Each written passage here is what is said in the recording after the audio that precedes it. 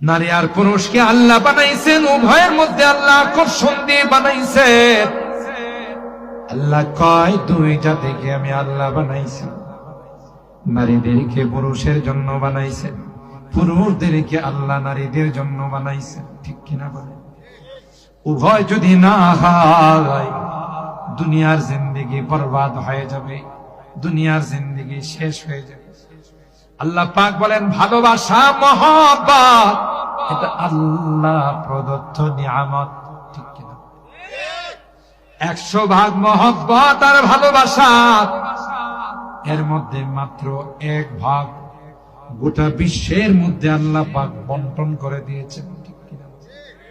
মানব দানব পশু পাখি কুল কানাতের মধ্যে আল্লাহ 100 ভাগ রহমতের 1 ভাগ সবগুলোর মধ্যে আল্লাহ বন্টন করে দিয়েছেন। তাই ওই মহব্বত আর ভালোবাসার দাবিতে পশু পাখিরা তার বাচ্চাকে কি পরিমাণ ভালোবাসে। ঠিক কিনা? আপনি যদি যে মুরগিটা কেবল বাচ্চা তোলাইছে, আপনি তার কাছে দিয়ে যদি যান, দেখবেন মুরগিটা আপনাকে ঠুকুর মারার জন্য আসবে। মুরগিটা ঠুকুর মারার জন্য আসে। আপনি মুরগির কোনো ক্ষতি করেন নাই, মুরগির উপর কোনো অত্যাচার করেন নাই। কি জন্য তাহলে আপনাকে ঠুকুর মারতে আসলো? মুরগিটা না জানি যদি তুমি আমার বাচ্চার গায়ে হাত দাও।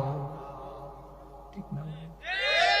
বাছুরটা যখন গাভীর থেকে দূরে চলে যায়, গাভীটা কিন্তু হুহা করতে করতে মনে হয় রশিটা ছিঁড়ে ফেলবে। কেন রে আমার বাচ্চাকে আমি দেখি না, আমার বাচ্চাটা কোথায় গেল?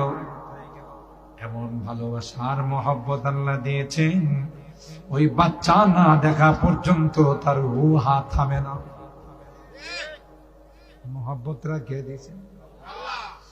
পাখির বাসার থেকে যদি পাখির বাচ্চাটা নিয়ে আসে, সারাক্ষণ ওই পাখিটা চিল্লা চিল্লি করতে থাকে। ঠিক না? হাদিসের মধ্যে আসে আল্লাহর পয়গম্বর রাস্তা দিয়ে যাইতেছেন, সাহাবী কয়েকজন পিছনে আছে। একটা পাখি, মা পাখি বারবার মাথার উপর উড়াল দিতেছে, পারে না ওই পাখিটা, মা পাখিটা মাথার উপর বসে যায়।